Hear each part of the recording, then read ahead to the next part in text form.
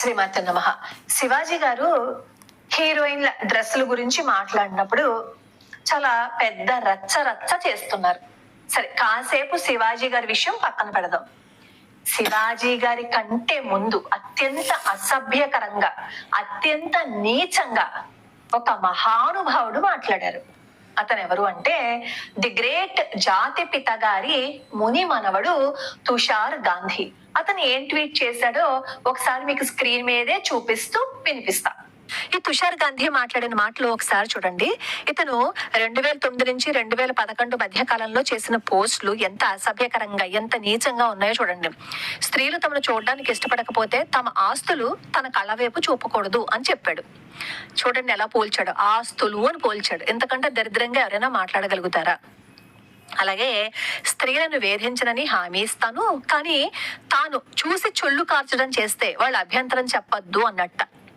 అలాగే ఎవరో 2011-28 ఒక ట్వీట్ చేస్తే దానికి రిప్లైగా ఏం మాట్లాడాడు అంటే స్త్రీలు బట్టలు కప్పుకోమని అడగనని, తాను చూసి ఆనందిస్తాను అని చెప్పట్ట.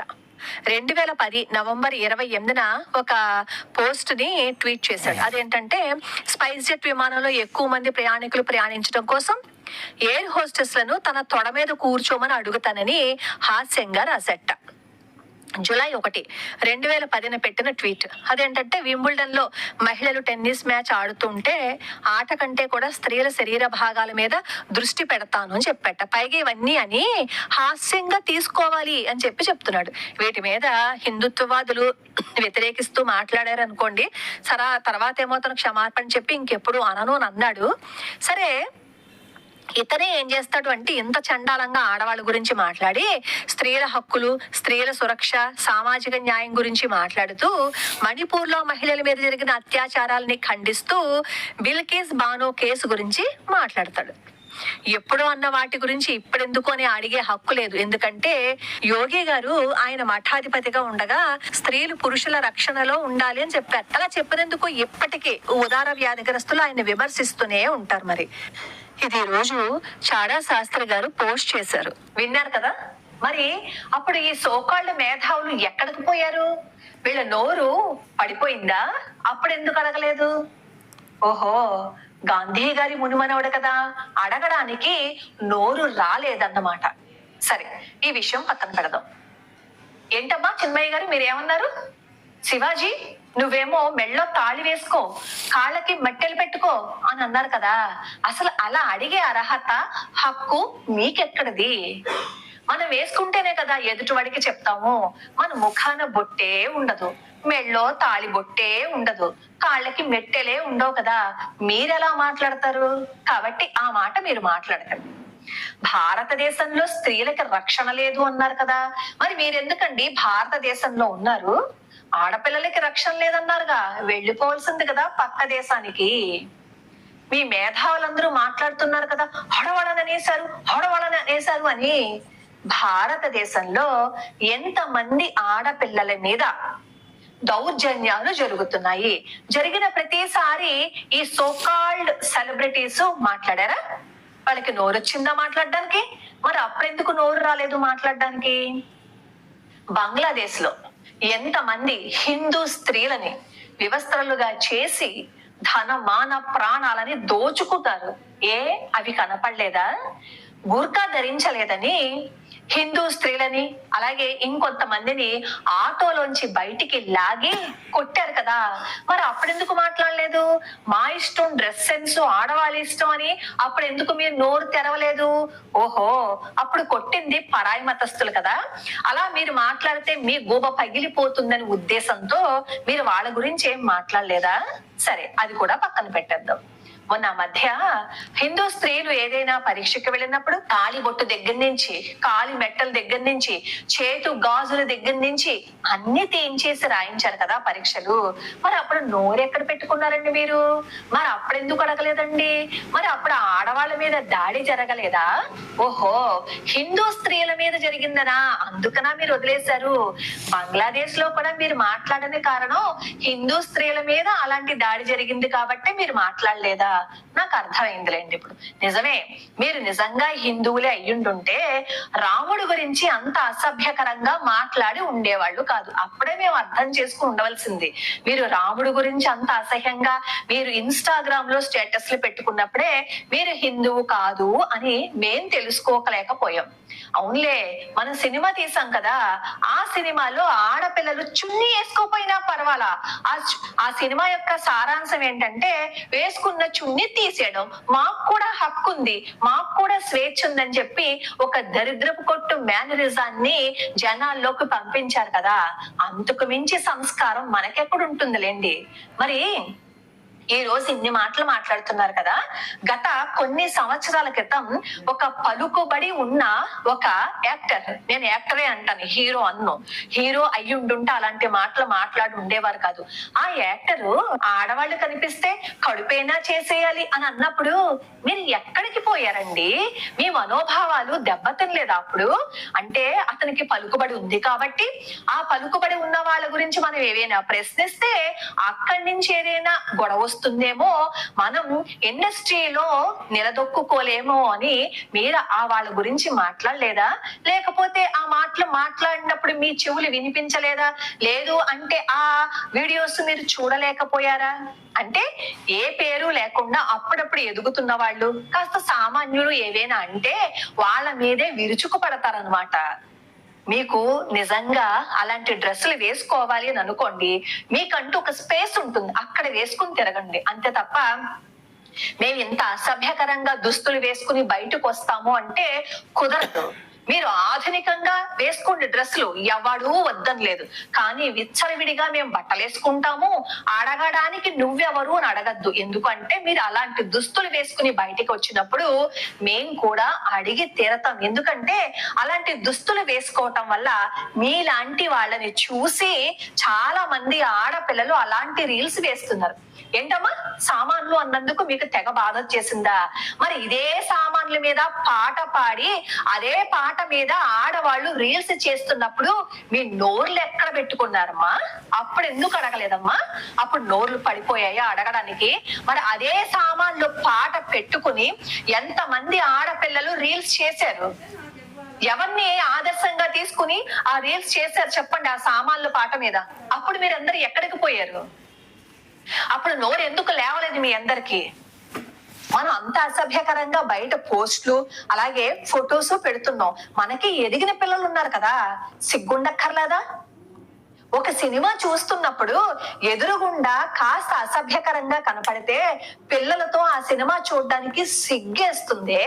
అలాంటిది తల్లిదండ్రులే గుడ్డలు సరిగ్గా ఒంటి మీద లేకుండా బయటకు వచ్చి ఫోటోలు తీసుకుని ఫోజులు ఇచ్చుకుంటూ మేం కనిపిస్తాము అని అన్నారు. సరే, అది మీ ఇష్టం, మీరు ఎలా చూపించుకుంటారో ఎలా తిరుగుతారో. కానీ మీరు అలా మేము చూపించుకుంటూ తిరుగుతాము అని అన్నప్పుడు అడగడానికి మీరెవ్వరు అని ప్రశ్న మీరు వేయకండి. అలాంటి ప్రశ్న వేసే హక్కు మీకు లేదు. ఎందుకంటే ఇలా డ్రెస్సులు వేసుకుని తిరగడం వల్ల, అసభ్యకరంగా డ్రెస్సులు వేసుకుని తిరగడం వల్ల ఎంతో మంది దానినే మోడల్ గా తీసుకుంటున్నారు. దాన్నే వాళ్ళు దారిగా తీసుకుని ఎంతో మంది పాటలు కూడా వాళ్ళు రీల్స్ గా చేస్తున్నారు. ఎవరిని నాశనం చేసేస్తున్నారు? యువతని నాశనం చేసేయట్లేదా? యువతని దెబ్బ తీసేయట్లేదా? రేపు ఈ దేశానికి కావాల్సింది సత్ప్రవర్తనతో చక్కగా పెరిగే ఆడపిల్లలు మగపిల్లలు కావాలి. అలాంటి పిల్లల మనసుని పాడు చేసేయట్లేదా? అలా పాడు చేసేస్తున్నప్పుడు మేము అడగకుండా ఎలా ఉంటాం అనుకున్నారు? అడిగితే ఎందుకంత కోపం వస్తోంది మీకు? ఈ తెగులు మీడియా వాళ్ళకి తెగులు పట్టుకుంటుంది. పనికి మాలిన ఏదైనా విషయం ఉందనుకోండి, ఇంకా నలుగురిని పిలిచి కూర్చోబెడతారు. శివాజీ గారు అన్న మాట రైటా అండి? అనసూయ గారు అన్న మాట రైటా అండి? చిన్మయ్య గారు అన్న మాటల మీద మీరు ఏ విధంగా స్పందిస్తారు అని పనికి మాలిన డిబేట్లు పెట్టుకుని ప్రపంచాన్ని తగలయ్యకపోతే బంగ్లాదేశ్ లో జరుగుతున్న దాడుల గురించి, అక్కడ ఆడవాళ్ళు ఏ విధంగా నష్టపోతున్నారు, వాళ్ళ మానాలు ఎలా తీసేస్తున్నారు అని చర్చలు పెట్టి ఎప్పుడైనా చెప్పారా? దేశం కోసం ఒక స్త్రీమూర్తి తన మానాన్ని పణంగా పెట్టింది. ఒక ఆడపిల్లని 200 మంది బ్రిటిష్ వాళ్ళు మానభంగం చేశారు. ఆ అమ్మాయి నోరు మూసుకుని ఎందుకు కూర్చుందో తెలుసా? ఆ రోజు కనుక తను నోరు విప్పి రహస్యం చెప్పుంటుంటే చిన్న చిన్న పిల్లలు ప్రాణాలు పోతాయి అని చెప్పి నోరు మూసుకుని దేశాన్ని రక్షించడం కోసం పిల్లలు కావాలి అని తన మానాన్నే వదిలేసుకుని చిత్రవద చేస్తున్నా దాన్ని భరిస్తూ పంటి బిగువున ఏడుస్తూ ఒళ్ళంతా రక్తం కారిపోతున్నా మౌనంగా భరించింది. ఆ స్త్రీమూర్తి గురించి ఏ రోజైనా చెప్పారా? దేశం కోసం ప్రాణాలు వదిలేసి జైళ్లలో ఆ ఆడవాళ్ళని పెట్టేస్తే వాళ్ళని చిత్త కొట్టేస్తే రక్తాలు కారిపోతూ బయటికి వచ్చినప్పుడు ఆ స్త్రీమూర్తులు ఎలా బాధపడ్డారు ఆ విషయాన్ని చెప్పారా?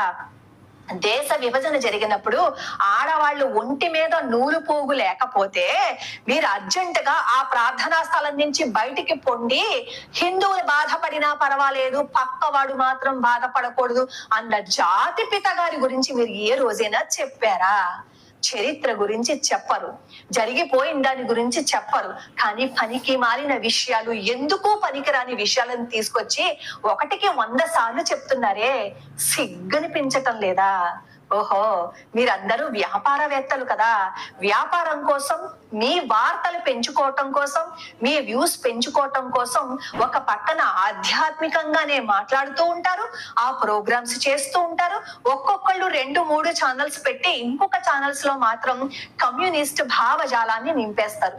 ఆధ్యాత్మికంగా ఛానల్ ని నడుపుతూ ఇంకొక ఛానల్లో ఆర్టికల్ 370ని వ్యతిరేకించడం, సిఏఏ గురించి అసహ్యంగా మాట్లాడడం, ఇవన్నీ చేస్తున్న వాళ్ళ గురించి ఎప్పుడైనా ఎవరైనా ప్రశ్నించారా? ప్రశ్నించరు.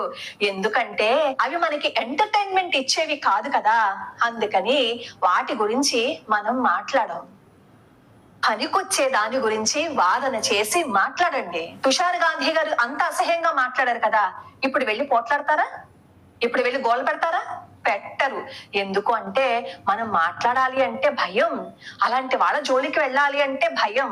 ఏదో శివాజీ గారు, లేదు అంటే ఇంకో సినిమాలో ఎవరైనా ఒక క్యారెక్టర్ ఆర్టిస్ట్ కింద ఎవరైనా వేస్తే వాళ్ళ మీద మాత్రం నోరు తెరుచుకుని పడిపోతాం. కాస్త ఉపయోగపడే పనులు చేయండి. మీరు రోడ్డు మీదకి వచ్చి రచ్చ రచ్చ చేసేటప్పుడు దేశానికి ఉపయోగపడే విషయం ఏదైనా చెప్పండి. స్త్రీమూర్తుల గాథల గురించి చెప్పండి. ఈ సోకాల్డ్ ఛానల్స్ ఉన్నాయి కదా, ఈ రోజు మదన్ మోహన్ మాలవ్య గారి పుట్టినరోజు, ఒక్కడైనా పెట్టాడా పోస్టు? ఈ రోజు అటల్ బిహారీ వాజ్పేయి గారి పుట్టినరోజు, ఎవడైనా పెట్టాడా ఆయన గురించి పోస్టు? రేపు ఫతే సింగ్, జోరావర్ సింగ్ చనిపోయిన రోజు, ఆత్మార్పణ చేసుకున్న రోజు, అవి ఎవరైనా చెప్తారా? వాళ్ళ గురించి ఎవరైనా గ్రూప్ డిస్కషన్స్ పెట్టి చెప్తారా? చెప్పరు. రచ్చ రచ్చ చేస్తూ వీధికెక్కి మాట్లాడుతున్నారే, ఈ రోజున ఆడపిల్లల మీద ఎంతమంది అఘాయిత్యాలు చేస్తున్నారు. బట్టల గురించి మాట్లాడడం పక్కన పెట్టేసి ఆడపిల్లల మానాలు ఎలా కాపాడాలి అనేది ముందు పని చూడండి. సునీత కృష్ణన్ గారు చేస్తున్నారు చూసారా, అలాగా మీరు ఆడవాళ్ళ కోసం ఫైట్ చేయడం అంటే సునీత కృష్ణన్ గారు లాగా ఫైట్ చేయాలి. గొడ్డలు సరిగ్గా వేసుకోలేదని మమ్మల్ని తిట్టారు, మా మనోభావాలు దెబ్బతిన్నాయని పనికి మారిన విషయాలు మాట్లాడి ఇంకా మీరు నాశనం అయిపోయింది కాకుండా ఇంకా మిగతా యూత్ ని నాశనం చేయకండి. మీకు నమస్కారం పెడతాం మేమందరం. చూస్తున్న జనాలు కూడా కొన్ని ఆలోచించాలి. వీళ్ళు చెప్తున్నారు కదా మా ఇష్టం, మేము ఇలాగే ఉంటాం అంటున్నారు కదా, వీళ్ళు నటించిన సినిమాలన్నీ చూడడం మానేస్తే, వీళ్ళు నటించిన సీరియల్స్ అన్ని చూడడం మానేస్తే, అలా ఆలోచించండి. అప్పుడు ఈ నోరుతో పడిపోయిన వీళ్ళందరూ నోరు ఎలా మూయించచ్చు? వాళ్ళందరూ నోరు మూయించగల అస్త్రం మన చేతిలోనే ఉంది, కానీ మనం దాన్ని ఉపయోగించాం. ఎందుకంటే ఆ అస్త్రం ఉపయోగించాము అని అనుకోండి, మనకి ఎంటర్టైన్మెంట్ ఉండదు కదా, అందుకని.